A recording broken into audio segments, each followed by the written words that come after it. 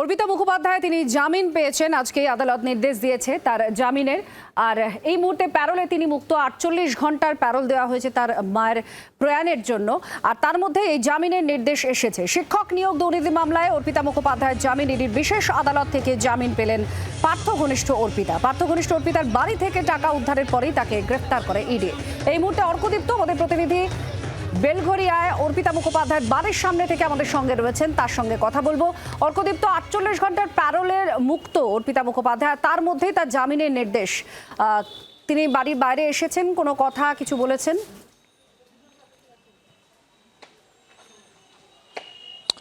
দেখো, অর্পিতা মুখোপাধ্যায় এই মুহূর্তে প্যারোলে ছিলেন, তারপরে প্যারোলের মেয়াদ শেষ হতে না হতেই তিনি জামিনে মুক্ত হলেন। আমি রয়েছি একদম তার বাড়ির একদম সামনেই। আমি প্রথমেই দেখাবো যে এখানে পুলিশের প্রহরা রয়েছে এবং তার যে মূল বাড়ির প্রবেশদ্বার, আমি সেদিকটাও একটু দেখাবো। একদম সোজা আমি যেখান দিয়ে হেঁটে যাচ্ছি, এই যে ছবি দর্শকদের দেখাচ্ছি, এইটা হচ্ছে অর্পিতার বাড়ি, অর্পিতা মুখার্জির বাড়ি।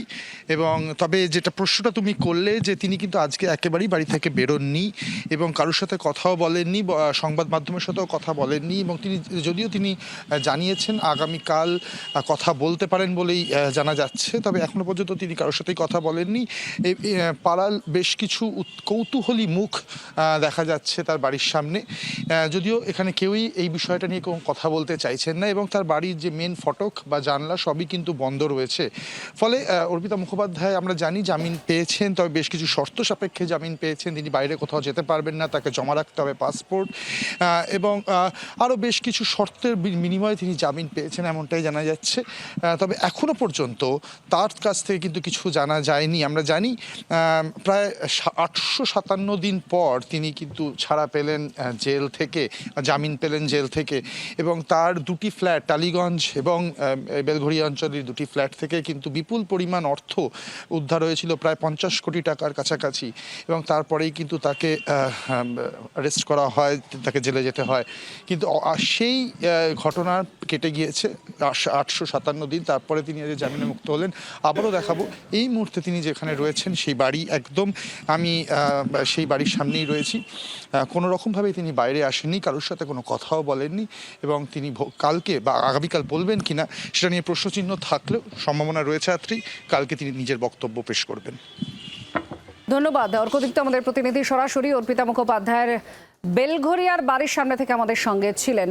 অর্পিতা মুখোপাধ্যায়ের আইনজীবী তিনি কি বলেছেন জামিনের এই নির্দেশের পর, শুনুন।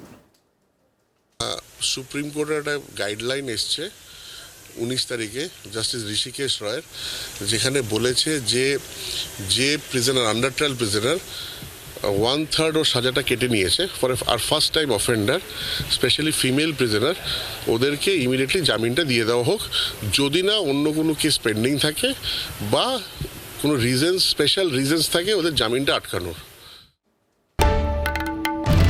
বাংলার আওয়াজ, বাঙালির আবেগ, জি 24 ঘন্টা।